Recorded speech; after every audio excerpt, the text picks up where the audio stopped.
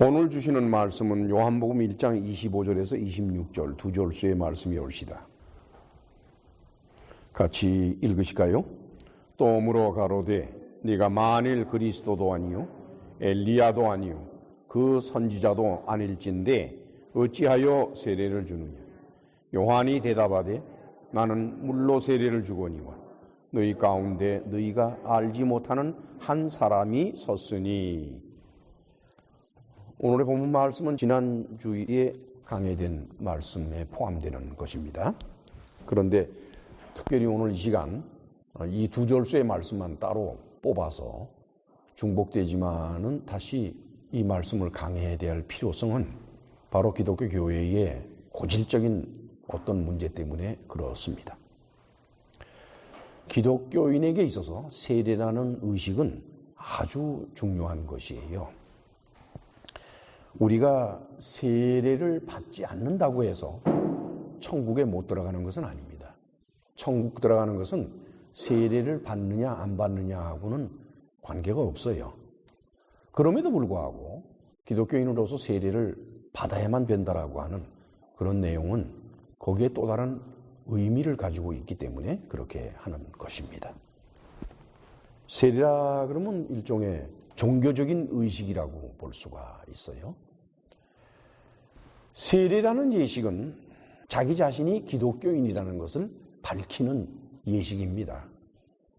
자기 자신에게 나는 기독교인이다를 밝히는 것이고, 또 여러 사람들 앞에서, 교회 앞에 여러 사람들 앞에서 나는 기독교인이다 라고 밝히는 것이고, 그리고 하나님 앞에서 나는 기독교인입니다 라고 분명하게 행동으로 보여주는 것이, 그게 바로 세례라는 의식이에요. 세례요한은 무슨 세례를 알려줬는 거니까 회개의 세례를 알려줬어요. 세례요한은 세례라고 하는 것은 종교적인 예식이 아니다, 또는 어느 종교에 가입하기 위한 행위가 아니다. 그것은 가입을 했건 안 했건 그게 문제가 아니라 자신의 잘못된 점을 회개하고 그것을 나타내는 예식이다 이거예요. 자기 자신에게 나는 잘못했습니다 라고 스스로 자기 자신을 말하는 것과, 또 주위 사람들에게 나는 잘못했습니다 라고 말하는 것과, 그리고 하나님 앞에서 제가 죄인입니다 라는 것을 고백을 드리는데, 그걸 입으로만 하는 것이 아니라 행동으로 하는 것, 그것이 바로 세례 요한이 전하고자 했던 회개의 세례입니다. 그런데 기독교 교회는 이 세례라고 하는 행위의 문제 때문에 오랜 세월을 갈등하며 살아왔어요.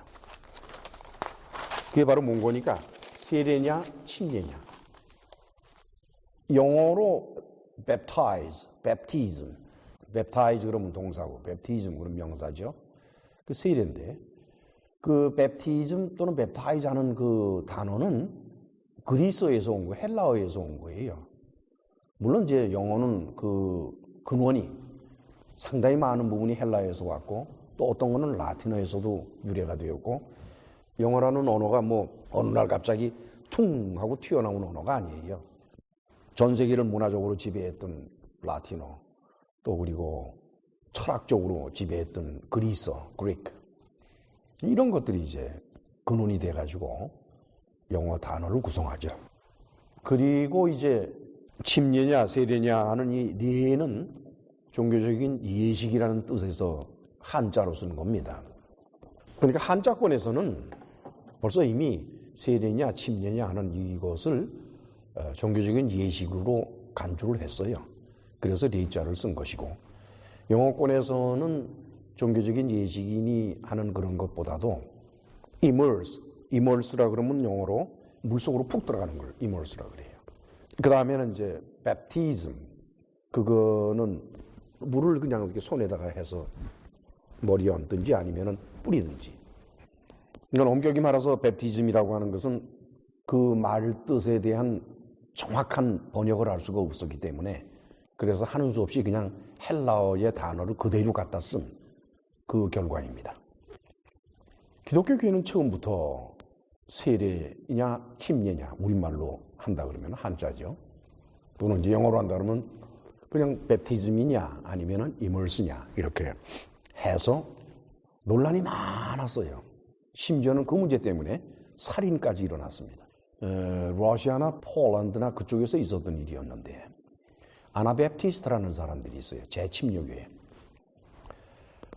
그 사람들은 철두철미하게 물속으로 머리를 담궈 넣어야만 되는 이멀스하지 않는 한은 그는 올바른 세례가 아니라고 믿는 사람들이에요. 물론 모든 침례교도들이 다 그렇지만 특히 아나베프티스트는 그게 좀 강해요. 그 러시아 정교회 사람들이 너희는 그렇게 물속에 들어가는 걸 좋아하냐? 그래서 그 사람들을 물에다가 집어넣어서 죽였어요. 물 들어가는 거 좋아하니까 들어가 있으라고. 이럴 정도로까지 이 베프티즘, 세례냐 침례냐 하는 이 논란의 문제는 기독교 내에서 어떻게 손도 대볼 수 없을 정도로 첨예하게 날카롭게 맞서 있는 그런 것들입니다. 오늘은 이 세례 문제에 관해서 제가 한 번도 이 문제에 관해서는 정확하게 여러분들한테 성경적으로 문자적이 아니라 성경적으로 해석을 해드린 적이 없어요.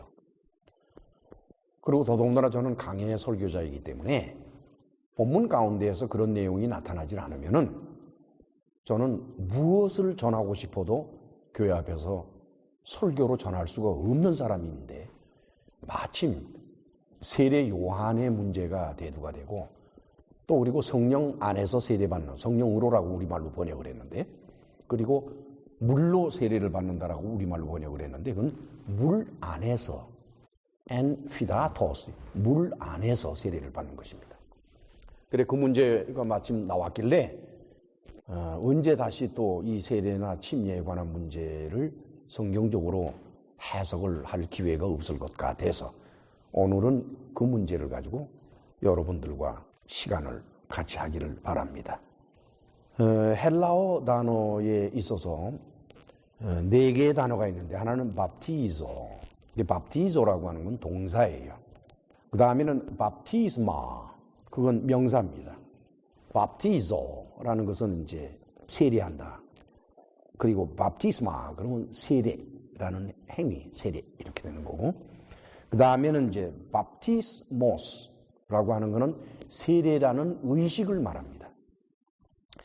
그 다음에 밥티스테스, 그러면 세례를 주는 사람 있죠? 그거를 밥티스테스라고 그래요. 제가 사용하고 있는 윌리엄 랭커의 사전, 저는 이제 헬라어를 또는 히브리어를 그 단어의 뜻을 찾는 사전을 영어로 된 사전만 읽습니다.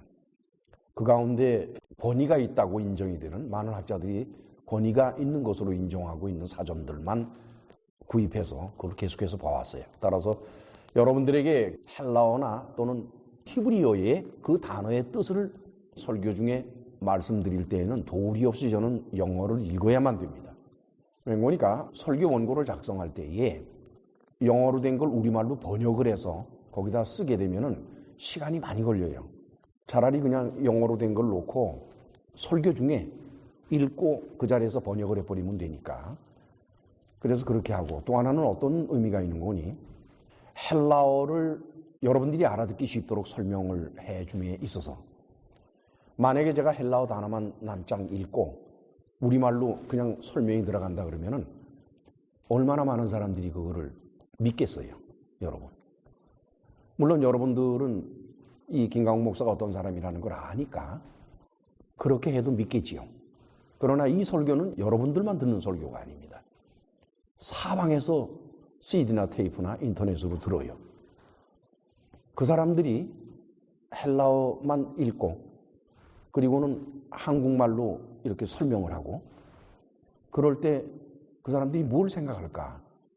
저는 그걸 생각하지 않을 수가 없어요. 이거 뭐 우리가 헬라어 모른다고 말이지 이 목사는 그냥 자기 마음대로 얘기하는 거 아니야? 그러나 중가운데 영어가 끼어 들어가면은 그만큼 이 목사는 성실하구나. 그래서 사전에 있는 걸 그대로 읽고 우리말로 번역을 하는데 웬만한 사람들은 영어 알아요.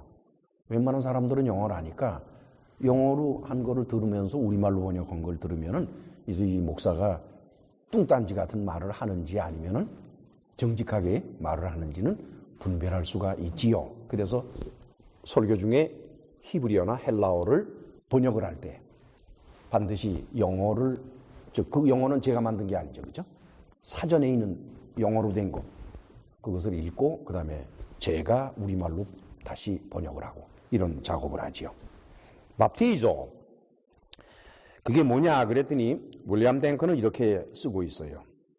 Wash ceremonially for purpose of purification. purify 한다는 게 purification. 정화시키는 거예요. 더러운 것을 깨끗하게 정화시키는 게 purification인데, 그 purification, 정화시킬 목적으로 wash하는데, 닦는데 ceremonially, 의식적으로, 예식적으로 wash하는 거, 닦는 거를 말한다. 이 wash한다 그러면은 여러 가지 케이스가 있을 수가 있어요. wash는 우리가 말하는 것처럼 손을 물에다 넣고 손 씻죠. 이것도 wash hands, wash하는 거죠. 또 그런가 하면은 여기 이렇게 더러운 게 묻고 이렇게 했을 때 맨팔이죠. 이게 아니라 물만 흘리는 게 있어요. 물만 흘리는 것도 wash예요.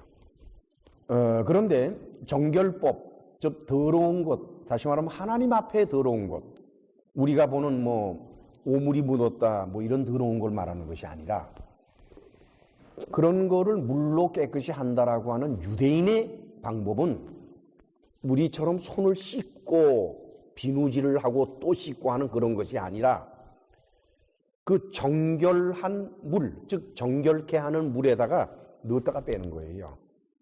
그게 정결이에요. 그러니까 물로 정결시키는 방법이 그거예요. 그것이 유대인의 모세의 율법에 따른 정결입니다. 지난주에도 제가 말씀을 드렸습니다만 기독교는 어느 날 갑자기 하늘에서 뚝 떨어진 종교가 아니에요. 기독교를 세상에 만드신 예수님도 유대인이에요. 그분도. 그리고 그분은 모세 율법 속에서 사셨어요. 그리고 그 당시에 예수님 시절에 유대인들은 회당이라는 장소를 가지고 있었습니다. 물론 예루살렘에 성전이 있었습니다만은 회당 제도가 있었고 회당에서는 예배를 드렸었어요.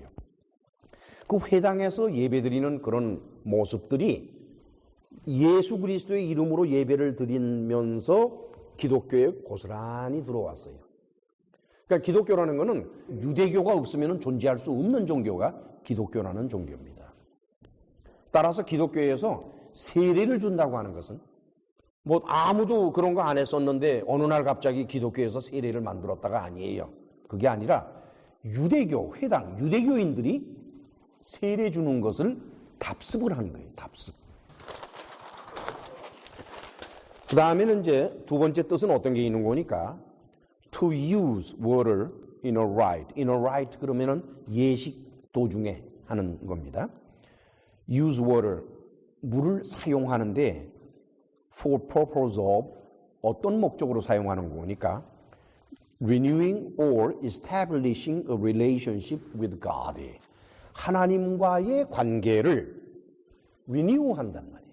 새롭게 하거나 또는 establish, 없던 관계를, 하나님과의 관계가 없던 것을 만드는 새로운 관계를 만드는 그런 거를 이제 예식으로서 그거를 상징적으로 할 때 물을 사용해서 한다. 그게 바로 밥티조다 이게.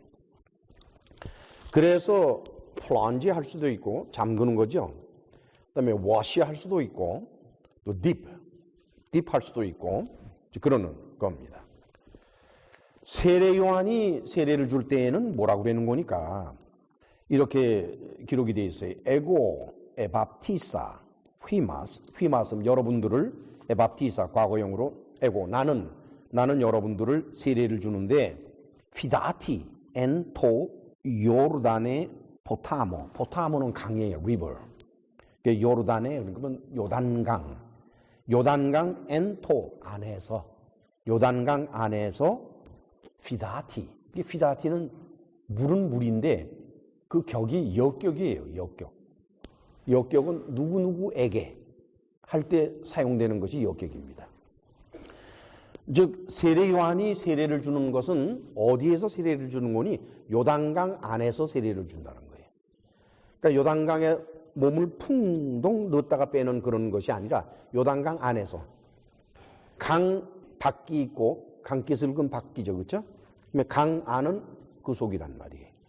그런데 이제 요단강이 계절마다 좀 다르긴 합니다만은 그 깊은 강이 아니에요, 요단강은. 보통은 요단강은 그저 무릎에 올 정도로 또는 허벅지, 깊어야 허벅지 정도로 물이 있는 것이 요단강이라고 합니다. 뭐 요즘 그 이스라엘을 다녀온 사람들 얘기를 들어보면은 요단강에 발목밖에 물이 안 찬대요. 또 그런 얘기들도 하더라고요. 저는 못 가봤습니다. 따라서 세례 요한이 세례를 주는 것이 계절적으로 봐서 어느 계절인지는 모르지만은 그렇게 깊은 물은 아니었을 것이라고 보는 것이고, 설혹 물이 깊다 하더라도 우선 요한 자신이 서서 세례를 줘야 되기 때문에 이만큼 물이 차는 곳에서 어떻게 세례를 줍니까? 그렇지요? 그러니까 세례 요한 자신이 최소한도 자기 허리 아래까지 물이 있을 때 비로소 활동을 하면서 움직여서 다른 사람 세례도 주고 하지, 이것보다 높은 상태에서는 불가능해요, 그게.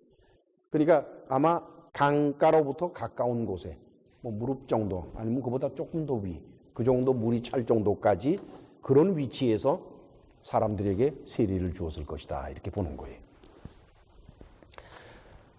그런데 아주 특이한 케이스가 하나가 있어요. 그게 바로 예수님이 세례받으신 케이스입니다. 마태복음 3장 16절 찾아가실까요? 같이 읽으시다.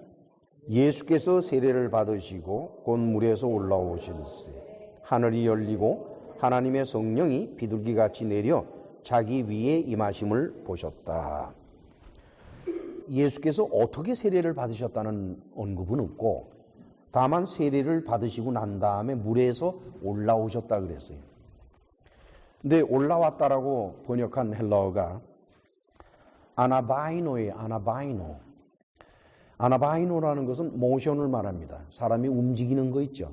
그걸 말하는데 어떤 움직임인 거니 아래에서 위로 움직이는 것을 말해요. 그러니까 아나바이노라고 하는 것은 계단을 올라가도 아나바이노가 되는 것이고, 그렇죠. 언덕을 이렇게 기어 올라가도 아나바이노가 되고, 앉았다가 휙 하고 일어나도 아나바이노가 되는 거예요. 어쨌든 하여간 위로 움직이는 것을 말하는 거예요. 근데 물에서 아포토 피다토스 물, 아포 from으로부터, 그것이 물 안에 잠겼다가 뻘떡 일어나는 것을 말하는 건지, 아니면 물에 서 계시다가 걸어서 강깃을부로 올라갈 때를 말하는지 그거는 분명치가 않아요. 그런데 마가복음 1장 9절에서는 우리가 아주 특이한 기록을 보게 됩니다. 우리 마가복음 1장 9절을 찾아갑시다. 1장 9절 같이 읽으시겠습니다. 그때에 예수께서 갈릴리 나사렛으로부터 와서 요단강에서 요한에게 세례를 받으시고, 여기 우리말 번역에는 요단강에서라고 번역을 했어요.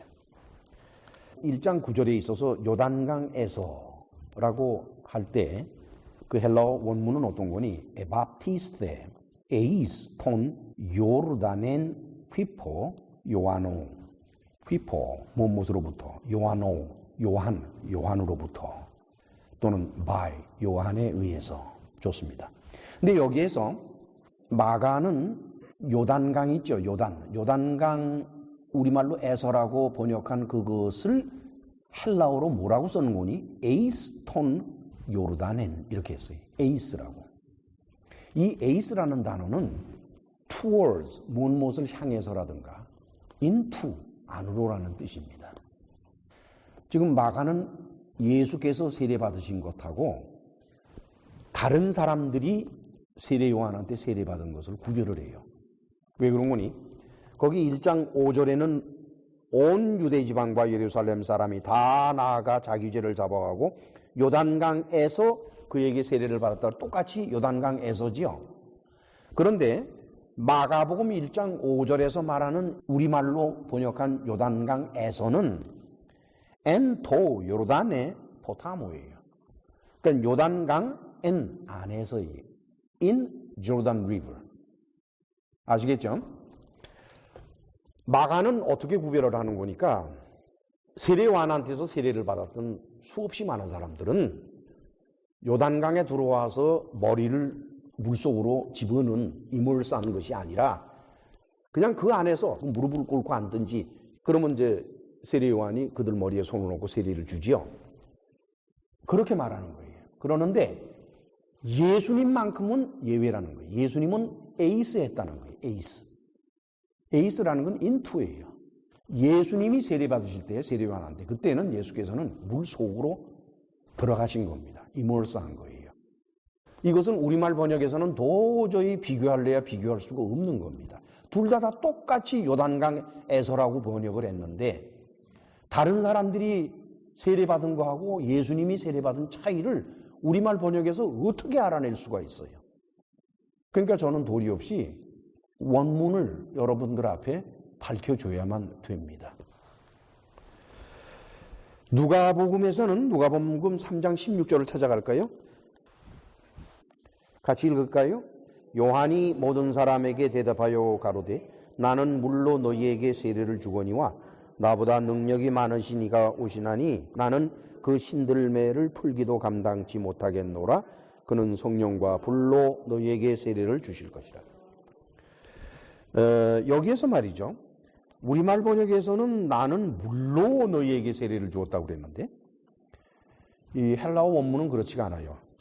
에고멘 피다티 밥티조 피마스. 그 피마스 너희들 여러분들 너희들을 밥티조했다 이게. 세례를 줬는데 어떻게 했느냐? 피다티 이게 역격이에요. 그러니까 물로가 아니라 물을 사용해서라는 뜻이 아닙니다. 이 물의 의미를 가지고 말하는 거예요. 물의 의미를. 그래서 결국은 누가는 세례 요한이 준 세례를 예식으로만 말합니다. 이 가운데서 가장 리얼하게 생동력 있게 세례를 말한 사람은 마가예요. 복음서 4권 중에서 마가는 아주 생동하게 그렇게 세례에 대해서 구별을 했고 마태는 물 안에서 세례를 준다 이렇게 표현하고 그 다음에는 누가는 안에서 밖에서가 아니라 그런 건 상관할 것 없이 물이라는 것이 하나의 목표가 되는 것뿐이에요. 그렇게 해서 세례를 줬다. 즉 물이 목표가 되는 건 뭐냐? 결국 정화를 말하는 겁니다. 깨끗하게 되는 걸 말하는 거예요. 자, 그 다음 요한복음 1장으로 다시 돌아옵니다. 오늘의 본문 요한복음 1장 26절을 같이 읽으시지요. 요한이 대답하되 나는 물로 세례를 주거니와 너희 가운데 너희가 알지 못하는 한 사람이 섰다. 그래서 물로 세례를 준다 이랬어요. 그 다음에 33절 그 아래 33절도 같이 읽으실까요? 나도 그를 알지 못하였으나 나를 보내어 물로 세례를 주라 하시니가. 물로 그랬죠? 여기도 똑같이 물로 이렇게 해서 물이라는 것은 하나의 방법같이 이렇게 우리말에 번역이 됐는데 요한은 뭐라고 그러는 거니? 에고 밥티조 엔 피다티. 물 안에서 줬다는 겁니다. 세례를 물 안에서 엔 피다티. 물 안에서. 그러니까 예수님과는 달리 예수님은 뭐 완전히 이몰스 안으로 들어가신 케이스지만은 다른 사람들은 세례 요한이 세례를 줄 때 안으로 들어갔다라고 하는 표현은 없고 다만 그들이 물이 많은 곳에 거기서 세례 주는 게 편하니까 그래서 물 안에서 즉 강으로 들어와서 강 밖에서가 아니라 강으로 들어와서 거기서 무릎을 꿇고 그러면 이제 다 몸은 다 위에는 물 밖에 다 들있죠. 세례를 주는 거. 세례 요한은 그렇게 세례를 준 것입니다. 그 다음에는 이제 마태복음 28장 19절로 들어갈까요? 마태복음 28장 19절 16절부터 20절까지 같이 읽으십시다. 11 제자가 갈릴리에 가서 예수의 명하시던 산에 이르러 예수를 배웠고 경배하나 오히려 의심하는 자도 있더라. 예수께서 나와 일러 가라사대 하늘과 땅의 모든 권세를 내게 주셨으니 그러므로 너희는 가서 모든 족속으로 제자를 삼아 아버지와 아들과 성령의 이름으로 세례를 주고 내가 너희에게 분부한 모든 것을 가르쳐 지키게 하라. 볼지어다 내가 세상 끝날까지 너희와 항상 함께 있으리라 하시니라. 이것이 기독교 교회가 성부와 성자와 성령의 이름으로 세례를 줘야만 되는 원인입니다. 마태복음 기록에 의하면 예수께서는 그런 명령을 내리신 것입니다. 너희는 가서 모든 족속으로 제자를 삼는데 아버지와 아들과 성령의 이름으로 세례를 줘라. 여기에는 물이라는 것도 없고 세례라고 하는 것은 씻는다 안 씻는다가 아니라 세례는 이미 의식적인 종교의식의 행위로 끝이 났습니다. 여기에서는 세례가 중요한 것이 아니라 더 중요한 것은 무엇이니까 아버지와 아들과 성령의 이름, 곧 삼위일체 하나님의 이름으로 그것이 더 중요한 것이 되었죠. 자, 그러면은 지금까지 제가 말씀드린 거는 이제 복음서의 기록을 보면서 그에 따른 헬라어 원어하고 연결을 시켜가지고 그 세례라고 하는 행위, 그러니까 어떻게 벌어졌는지 하는 것을 살펴봤습니다. 자, 그러면은 예수께서 승천하시고 난 다음에 그 다음에 이제 교회가 이루어지잖아요, 그렇죠? 교회가 이루어지는 것은 그 기록은 사도행전에 있습니다. 복음서에는 아직 교회가 이루어지지 않았어요. 그러나 이제 사도행전으로 들어가면은 비로소 교회가 이루어지게 됩니다. 자, 그러면은 교회가 이루어질 때 제일 먼저 있었던 세례가 뭔지를 살펴봅시다. 사도행전 2장 38절로 41절. 자, 그러면 37절부터 같이 읽읍시다. 저희가 이 말을 듣고 마음에 찔려 베드로와 다른 사도들에게 물어 가로되 형제들아 우리가 어찌할꼬 하거늘 베드로가 가로되 너희가 회개하여 각각 예수 그리스도의 이름으로 세례를 받고 죄 사함을 얻으라. 그리하면 성령을 선물로 받으리니 이 약속은 너희와 너희 자녀와 모든 먼데 사람 곧 주 우리 하나님이 얼마든지 부르시는 자들에게 하신 것이라 하고 또 여러 말로 확증하며 권하여 가로되 너희가 이 패역한 세대에서 구원을 받으라 하니 그 말을 받는 사람은 세례를 받음에 그날의 제자의 수가 3,000이나 더하더라. 이 사건은 어디에서 벌어졌는 거니까 사도행전 2장 1절 바라보면 오순절날이 이미 이름에 저희가 다 같이 한 곳에 모였더니 다 같이 한 곳에 모인 곳이 어디일까? 그때 당시에 예수님을 따르는 제자들이 모인 곳은 마가 요한의 다락방 2층 다락방에서들 모였다고 그래요. 그렇게 모였다고 했으니까 그들이 그때 예수님 십자가에 못 박혀 죽으시고 그 다음에 유대인들이 살기등등하게 예수 그리스도를 추종하는 자들을 잡아 죽이려고 눈이 벌게서 있는 상태에서 이 사람들이 그 동네 운동장이나 이런 데 가서 모여가지고 그거 하겠어요? 그들이? 또는 성전에 가서 모이겠어요? 어디에서 모이겠어요? 늘 모이던 마가연의 다락방 아마 상당히 집이 컸던 것 같아요. 거기에 모였겠지요. 근데 그때 성령께서 내리시는 놀라운 역사가 일어났지요.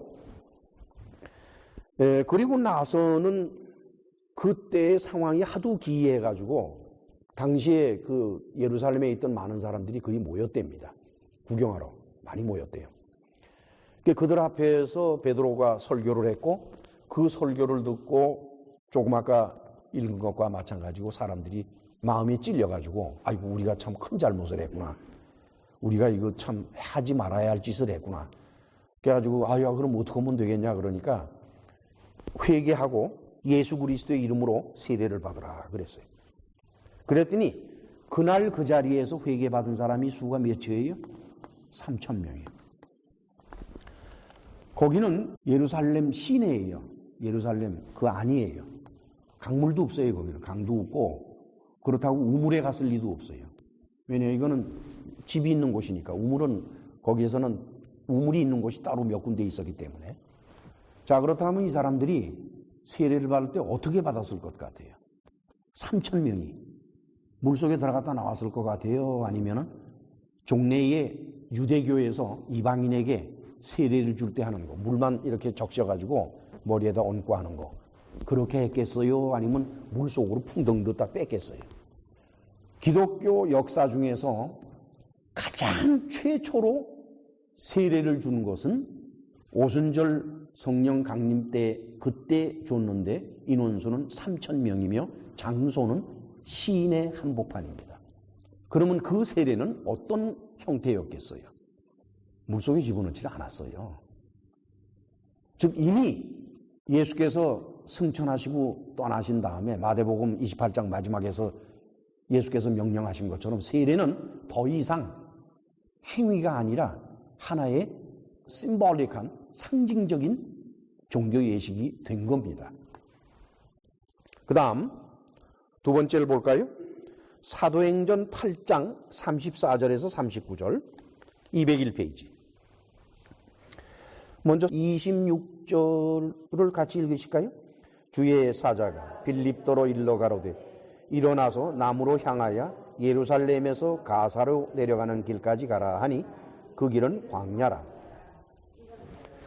이 지도는 Harper Collins Concise Atlas of the Bible. 그러니까 성경에 나와 있는 것에 대한 지도예요, 지도.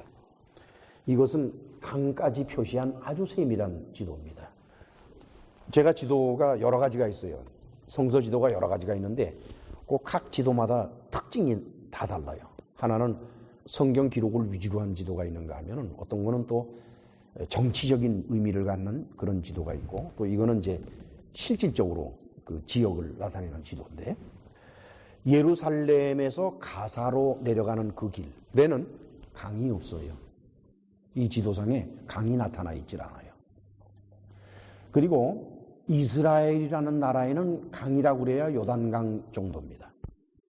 몸이 잠길 정도의 강이라 그러면 요단강 정도지 그 외에 있는 강은 첫째 와디라 그래요. 와디.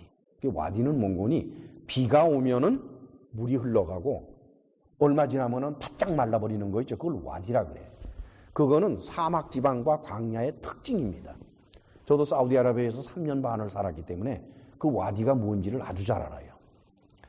그 다음에는 이제 그 조그만 새강 같은 거 있죠. 새강. 그러니까 물이라 그래야 발목에 찰까 말까 한 정도의 그런 거. 그런 것들이 있고. 그리고는 이제 오아시스나 이런 쪽에 샘이 있어요. 샘. 샘물. 샘 있죠. 그 샘에는 몸을 담그지 못하죠. 샘은 그냥 물을 떠서 먹는 것이 샘이니까. 그런데 어쨌든 하여간 지금 예루살렘에서 가사라고 하는 그 단어의 뜻이 뭔 줄 압니까? desert, 사막이란 뜻이에요. 예루살렘에서 가사로 내려가는 것은 사막, 광야 그런 곳이기 때문에 거칠은 돌과 땅만 있을 뿐 거기는 강이 없어요. 그런데 여기서 이제 에티오피아 여왕 간다게의 국고를 맡은 넷이라고 그러는데 예루살렘에 이 사람은 워낙 유대교를 믿는 사람입니다. 그러다가 이제 돌아가는 길에 이사야서를 읽고 있었어요. 근데 이사야서를 읽는데 이거 아무리 들어봐도 이사야가 말을 하긴 하는데 이사야 얘기 같지는 않거든. 저가 사지로 가는 양과 같이 끌리었고 털 깎는 자 앞에 있는 어린 양의 잠잠함과 같이 그 입을 열지 아니하였도다. 낮을 때에 공변된 판단을 받지 못하였으니 누가 가히 그 세대를 말하리요. 그 생명이 땅에서 빼앗김이로다. 요 구절을 우리 구약 성경을 찾아가면 틀려요. 이게 왜 틀리는 거니? 이 사람이 읽는 거는 70인역이에요. 그러니까 헬라어로 번역한 구약 성경을 이 사람은 읽고 있었고 우리 말 번역, 한글 번역의 구약 성경은 히브리어 구약 성경에서 직접 번역한 것이기 때문에 내용이 차이가 납니다. 네시가 빌립한테 그러는 거예요. 내가 좀 알아들을 수 있는 게 없고 이해가 잘 안 되는데 와서 날 좀 도와달라고 올라가 앉았어. 아니 이거 도대체 누구 얘기요? 이사야 얘기요? 아니면 딴 사람 얘기요? 그래서 이제 거기 빌립이 뭘 어떻게 했는 거니까 35절에 보니 빌립이 입을 열어 이 글에서 시작하여 예수를 가르쳐 복음을 전했다. 근데 그 다음에 뭐가 나오는 거니? 길 가다가 물 있는 곳에 이르러 내시가 말하되 보라 물이 있으니 내가 세례를 받음에 무슨 거리낌이 있겠느냐 그러면서 내려가서 세례를 받았어요. 아까도 말씀드렸습니다마는 예루살렘에서 가사로 내려가는 그 길에는 몸을 물 속에 담글 수 있는 강이 없어요. 그런데 지금 내시가 뭐라 그러는 거니? 물 있는 곳에 도착을 해가지고 야, 여기 물이 있는데 뭐 세례를 받지, 이렇게 됐단 말이에요. 그렇죠? 그렇다면 그 물은 무슨 물을 말하겠어요? 샘물이에요, 샘물. 그러면 기독교 역사 중 이방인으로서 가장 먼저 세례를 받은 사람이 바로 이 사람인데, 에티오피아 내시, 바로 이 사람인데, 그 사람이 세례받은 방법을 바라보니까 물 속에 들어간 것이 아니라 그냥 물로 이렇게 상징적으로 세례한 거예요. 그 다음 세 번째 세례받은 사람이 나타나는데, 그는 사도행전 10장 44절에서 48절. 같이 읽으실까요? 베드로가 이 말할 때에 성령이 말씀 듣는 모든 사람에게 내려오시니 베드로와 함께 온 할례받은 신자들이 이방인들에게도 성령 부어주심을 인하여 놀라니 이는 방언을 말하며 하나님 높임을 들음이로라.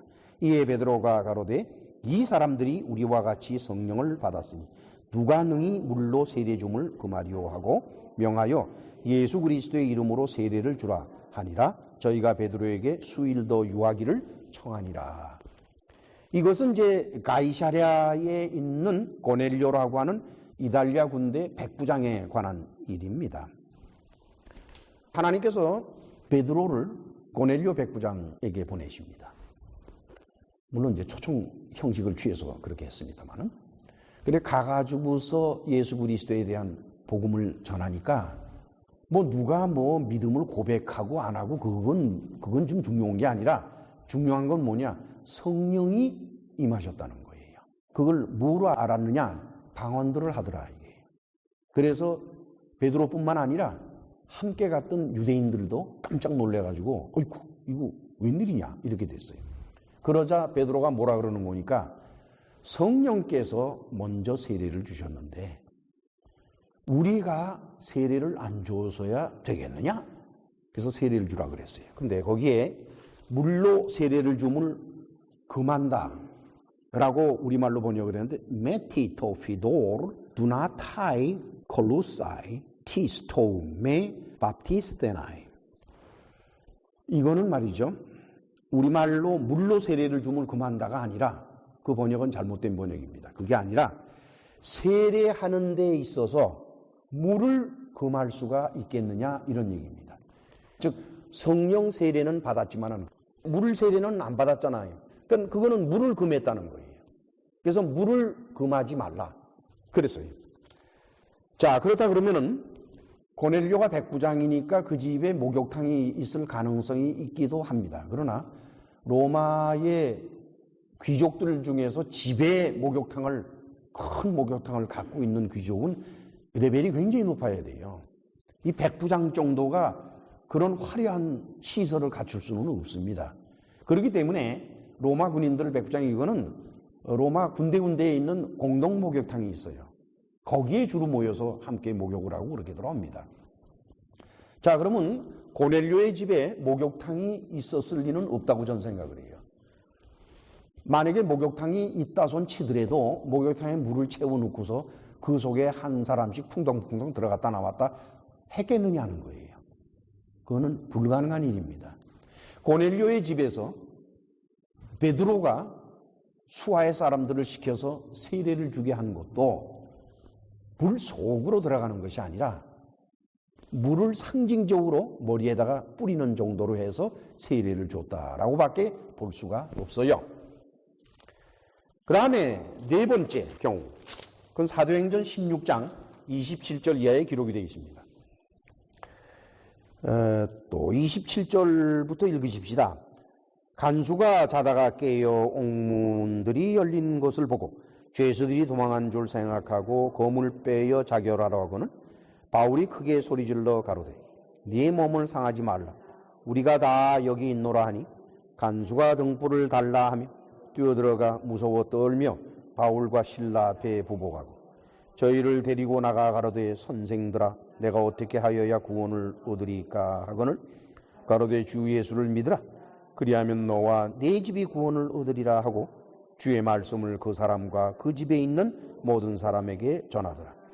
밤 그 시에 간수가 저희를 데려다가 그 맞은 자리를 씻기고 자기와 그 권속이 다 세례를 받은 후 저희를 데리고 자기 집에 올라가서 음식을 차려주고 저와 온 집이 하나님을 믿었으므로 크게 기뻐하니라. 이것은 이제 빌립보에서 벌어졌던 일이에요. 그 빌립보에서 벌어진 이 일은 바울과 실라가 저만한 귀신 들린 여자에게서 귀신을 내쫓는 바람에 그 여자가 더 이상 점을 못 치니까 그 여자의 주인이 화가 나가지고 전에는 그 자기 여종이 점을 잘 쳐가지고 그 점만 탁 들으면은 가서 장사를 하면 탁탁 돈을 벌어왔는데 저 점을 더 이상 못 치니까 이제 큰일 났잖아요. 그렇죠? 그냥 화가 나가지고서 바울과 실라를 고발을 해버렸어요. 붙잡아다가 그냥 막 때려줬어요. 막 때려놓고서는 이제 감옥에다 가뒀는데 밤에 지진이 막 일어나더니 옥토의 문이 열리고 난리가 났단 말이에요. 그래가지고 간수가 욱 하고 깨보니까 그 지경이 됐으니까 아이고야 죄수들이 다 도망갔다 그러면은 나는 내일 관정에 끌려가서 죽도록에 얻어맞고 채찍으로 로마 채찍은 무서워요. 그 로마 채찍으로 죽도록에 얻어맞고 결국은 참수당해 죽겠구나. 네 그렇게 고통스럽게 죽느니 지금 죽어버리자. 그러고 칼 들어가지고 자결을 하려고 팍 이러는데 바울이 우리 여기 다 있어. 뭐 이렇게 걱정을 해. 안 나갔어. 여기 있어. 죽었다 살아난 거지요. 간수로서는. 놀래가지고 그냥 바울 선생님 아이고 어떻게 해야 구원을 받겠습니까? 뭐 이래. 그 구원은 지난번에도 말씀을 드렸습니다만은 천국 가는 구원을 말하는 게 아닙니다. 여기서는. 이 사람이 지금 뭐 천국 가고 지옥 가고 지금 그게 문제가 아니에요. 사느냐 죽느냐는 그 문제에 따른 구원을 말하는 거지. 그랬더니 이제 예수 그리스도 복음을 전해주니까 이제 그들이 다 믿고 아멘 했단 말이에요. 그러니까 이제 바울이 세례를 주는 거예요. 이 장소가 어디인지는 명확히 나타나지가 않았어요. 그 집이라고 그랬는데 이게 감옥이 있는 집인지 또는 이 사람의 개인 집인지 그건 모르겠어요. 그런데 가만히 봐서는 세례를 받은 다음에 자기 집으로 갔다 그랬으니까 아직 자기 집으로 간 것은 아니에요. 그렇죠? 그렇다 그러면 아마 감옥 근처일 겁니다. 아니 거기에 무슨 목욕탕이 있었겠습니까? 큰 우물이 있었겠습니까? 뭐 샘은 있을 수도 있죠. 감옥이니까 물이 필요하니까. 그렇다 그러면은 이 사람들이 간수, 이 사람들이 세례받은 것도 결국은 물 속에 풍덩 들어가는 것이 아니라 이 물을 싸는 것이 아니라 어떻게 돼요? 예식적으로 물을 머리에다가 얹는 정도입니다. 소도에도 말씀을 드렸습니다마는 기독교에서 행하고 있는 세례라고 하는 의식은 기독교 고유의 것이 아닙니다. 기독교에서 창안해낸 것이 아닙니다. 그것은 유대교에서 이방인들을 다신 섬기고 잡신을 섬기던 이방인들을 유대교로 개종을 시킬 때 그때 사용하는 것이 바로 세례올시다. 그 세례의 방식을 기독교에서 그대로 답습을 했습니다. 왜냐? 기독교를 일으켜 세운 사람들은 바로 유대인들이니까. 유대인들은 자기들 유대교의 전통을 그냥 가지고 이어가는 것입니다. 그래서 그 목적은 정화작업에 있어요. 정화작업, purification. 모세율법에 따라 물이 정화작업을 하는 모습을 여러분들 살펴보시겠어요? 우리 다 같이 출애굽기 30장 17절로 21절을 찾아가요. 129페이지. 구약성경 129페이지. 같이 읽으실까요? 여호와께서 모세에게 일러 가라사대 너는 물두멍을 노수로 만들고 그 받침도 노수로 만들어 씻게 하되 그것을 회막과 단 사이에 두고 그 속에 물을 담으라. 아론과 그 아들들이 그 두멍에서 수족을 씻되 그들이 회막에 들어갈 때 물로 씻어 죽기를 면할 것이요 단에 가까이 가서 그 직분을 행하여 화제를 여호와 앞에 살을 때에도 그리할지니 이와 같이 그들이 그 수족을 씻어 죽기를 면할지니 이는 그와 그 자손이 대대로 영원히 지킬 규례니라. 회막에를 보면은요, 물론 예루살렘 성전에도 똑같은 것이 있었습니다만은 모세에게 하나님께서 명령하신 것은 회막 가운데 성전 들어가기 전이죠. 가운데 여기 물두멍을 두라고 그랬어요. 물두멍은 뭘 말하는 거니까 노수로 만든 큰 대야죠. 그 뭐라고 그러죠? 이런 속 같은 걸 뭐라? 향로? 아니, 향로는 아니에요. 예? 가마솥 빗으로 먼 거, 노수로 만든 건데 거기에 물을 담아놨어요. 이거 물두멍이라고 그래요. 이거를.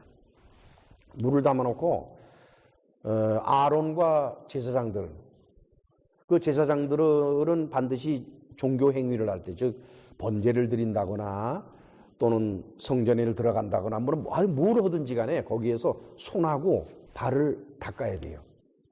그러니까 씻는다고 그래요. 씻어야 돼. 근데 어떻게 씻느냐 하니까 담갔다가 쑥 빼는 거예요. 담갔다가 쑥 빼면 그게 씻는 겁니다. 물이라고 하는 것은 이처럼 종교적인 의미에서의 정화 작업을 하는 것입니다. 물로 세례를 주는 것은 그 물에 어떤 능력이 있는 것도 아니고 그 물이 우리에게 떨어질 때 머리에만 떨어지건 어디에 떨어지건 상관이 없어요. 그건 뭔 거니까 그러한 행위를 하는 와중에 종교적으로 클린싱이 돼요. 정화 작업이 일어나요. 그러면 종교적으로 정화 작업을 일어난다 그러면 누가 하는 겁니까? 사람이 종교적으로 자기 자신을 정화시킬 수 있어요? 안 돼요. 저와 여러분들은 우리 스스로를 정화 못 시켜요. 결국 정화 작업은 누가 하는 거니? 하나님이 하십니다. 하나님께서 천사를 시켜서 하시겠지만은 하나님이 하시는 일이에요. 다만 우리가 물을 사용하는 것은 물을 금하리오. 고넬료한테 베드로가 말했듯이 물을 금하리오. 물 하는 것은 그거는 물이 수단이 되는 것이 아니라 물이 하나의 상징이 되어서 정화 작업을 한다 하는 그런 개념이 옳시다. 유대교에서의 세례는 이방인을 유대교인으로 회심시키는 표적으로서 세례를 주었고 세례 요한은 세례를 줄 때 회개의 상징으로 세례를 주었습니다. 기독교인들은 세례를 줄 때 무엇을 상징해서 주는 거니까 하나님의 아들을 믿는다는 것을 상징으로 하고 세례를 줍니다.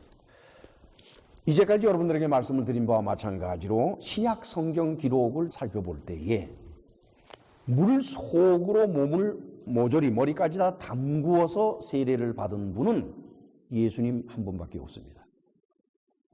나머지 사람들은 처음부터 세례 요한에게도 세례 받을 때도 그랬고 그 다음에 베드로에게 세례 받을 때도 그랬고 빌립에게 세례 받을 때도 그랬고 세례를 받을 때 보면은 예식적으로 세례를 준 것이지 물 속으로 집어넣어서 세례를 준 것은 아닙니다. 따라서 세례를 받을 때 물 속에 들어가는 이몰사하는 침례와 그냥 머리에다가 손을 얹고 그것도 세례 방법이고 결국은 세례를 어떻게 주느냐 하는 방법은 문제가 되는 것이 아닙니다. 여러분들도 아시다시피 우리 설교는 많은 교파의 사람들이 교파에 상관없이 듣습니다. 이 설교를 들으시는 분들 가운데는 침례교인들도 있을 것이고 순복음교회 교인들도 있을 것이고 천주교인도 있을 것입니다. 심지어는 이단이라고 일컫는 사람들도 우리 설교를 열심히 듣는다고 저는 알고 있어요. 그 모든 이들에게 세례와 침례에 관한 구별을 오늘 말씀을 드린 겁니다. 저는 단언해서 말씀을 드리겠는데 세례나 침례냐 물 속에 들어가느냐 안 들어가느냐 또는 물을 상징적으로 스프링클 하느냐 이렇게 뿌리느냐 하는 것들은 문제가 안 됩니다. 아무런 문제가 안 돼요. 그저 하고 싶은 대로 하면 돼요. 물 속에 집어넣고 싶으면 집어넣고 물만 그냥 뿌리고 싶으면 뿌리고 그러니까 여기에 구애들을 받지 말고 침례교인은 침례교인대로 인정을 해주고 장로교인은 장로교인대로 인정을 해주면 돼요. 각기 그저 한 가지 하나님의 아들 예수 그리스도를 믿는 것만 똑같으면 그 사람이 세례를 어떻게 받건 아무 상관이 없어요. 아나베프티스트 같이 제10여 교도들 같이 침례에 목을 맬 필요는 없습니다. 그렇게 목을 매면은요 다른 것이 사라져요. 그런 조그마한 것에 목을 매면은 큰 것을 잃어버려요. 이것은 여러분들이 한국 사람이니까 동양의 격언 가운데에서 자그마한 것에 매여다니면은 큰 것을 잃는다고 하는 것은 상식에 속한 것이옵시다. 이제 로마서 6장 1절로 5절을 읽고 말씀을 맺도록 합니다. 246페이지 같이 읽으십니다. 그런즉 우리가 무슨 말하리요? 은혜를 더하게 하려고 죄에 거하겠느뇨? 그럴 수 없느니라. 죄에 대하여 죽은 우리가 어찌 그 가운데 더 살리요? 무릇 그리스도 예수와 합하여 세례를 받은 우리는 그의 죽으심과 합하여 세례받은 줄을 알지 못하느냐? 그러므로 우리가 그의 죽으심과 합하여 세례를 받음으로 그와 함께 장사되었나니 이는 아버지의 영광으로 말미암아 그리스도를 죽은 자 가운데서 살리심과 같이 우리로 또한 새 생명 가운데에서 행하려 하게 함이니라. 만일 우리가 그의 죽으심을 본받아 연합한 자가 되었으면 또한 그의 부활을 본받아 연합한 자가 되리라. 사도 바울은 그 모든 세례의 논쟁에서 벗어납니다. 그리고 그 모든 담을 뛰어넘어서 세례를 무엇이라고 하는 거니까 예수 그리스도와 연합하여 죽는 것이라 그랬어요. 얼마나 멋있어요, 그렇죠?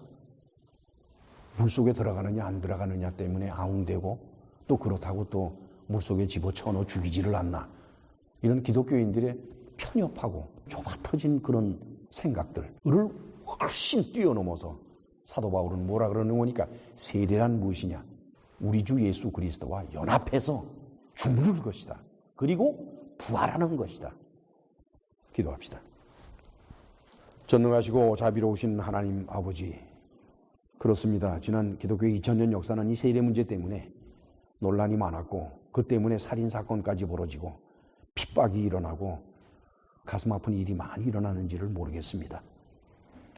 서로가 원수같이 대하면서 이런 일이 벌어지는 것이 도대체 무슨 이유인지요. 오늘 이제 성경 내에 기록되어 있는 중요한 사실들을 다 찾아서 과연 기독교 역사에서 우리가 본받아야 될 우리 주님의 세례와 그리고 세례 요한이 주었던 세례와 또한 사도들이 주었던 세례들의 모습을 살펴봤습니다. 더더군다나 사도 바울이 세례라고 하는 것은 우리 주 예수 그리스도와 연합해서 죽는 것이고 연합해서 부활하는 것이라 하였으니 조그만 사실에 집착하지 말고 우리 주님을 섬기는 데 있어서 크고 넓은 길을 걸어갈 수 있도록 인도하여 주옵소서. 예수님의 이름으로 기도합나이다. 아멘.